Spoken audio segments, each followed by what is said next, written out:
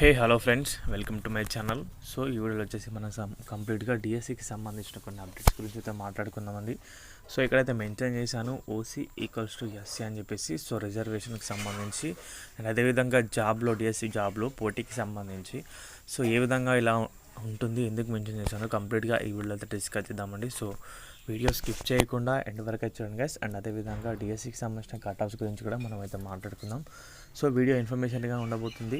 మన ఛానల్కి ఎవరైనా కొత్తగా చూడండి తప్పకుండా సబ్స్క్రైబ్ చేసుకోండి గైస్. డైలీ అప్డేట్స్ అనేవి సో మన ఛానల్లో అందుబాటులో ఉంటాయి.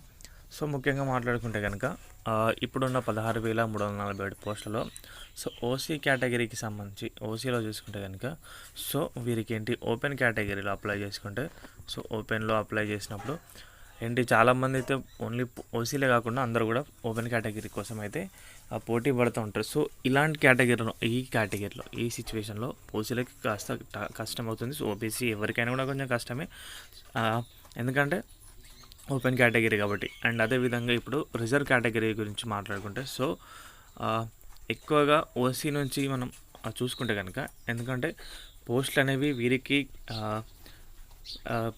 కేటాయించిన పోస్టులు అనేవి కొద్దిగా ఎక్కువగా ఉన్నాయి కాబట్టి సో ఓసీ వారికి ఏంటి ఆల్మోస్ట్ తక్కువ పోటీకే సో తక్కువగా మార్క్స్ వచ్చినా కూడా పర్లేదు. ఇంచుమించు మీరు ఎక్స్పెక్ట్ చేయొచ్చు 70 నుంచి 75 వరకు అయితే ఎక్స్పెక్ట్ చేయొచ్చు. సో ఈ స్కోర్ వస్తే కనుక తప్పకుండా మీకైతే జాబ్ రావడానికి ఆస్కారం అయితే ఉంటుంది. ఎలాంటి డిస్ట్రిక్ట్స్లో అంటే జాబ్స్ ఎక్కువగా డిస్ట్రిక్ట్స్ ఉన్న టాప్ 4-5 ఉన్నాయి కదా, సో అలాంటి డిస్ట్రిక్ట్లో అయితే ఎక్కువగా తొందరగా జాబ్ రావడానికి అయితే ఆస్కారం అయితే ఉంటుంది. సో ఈ విధంగా అయితే చెప్పడమే జరిగింది. అదేవిధంగా కట్ ఆఫ్స్ గురించి కూడా మనం అయితే మాట్లాడుకుందామండి. సో కట్ ఆఫ్స్ అనేవి సో రిజర్వేషన్ వైజ్గా చూసుకుంటే కనుక సో ఓసీ వారికి ఏంటి సో ఓసీలకు చూసుకుంటే కనుక తప్పకుండా ఇక్కడ చూడొచ్చు, అంటే రిమైనింగ్ డిస్ట్రిక్ట్స్లో 80 అయితే స్కోర్ అయితే రావాలి, 80+. అండ్ అదేవిధంగా ఓబీసీ క్యాండిడేట్స్కి సో ఓబీసీ వారికి ఏంటి తప్పకుండా 70+ అయితే ఉండాలి. సో ఎస్సీ ఎస్టీ వారికి ఏంటి సో ఎస్సీ ఎస్టీ వారికి వచ్చేసి 65 to 70 మధ్యలో అయితే ఉండాలి. 65 to 70 మధ్యలో అయితే ఉంటే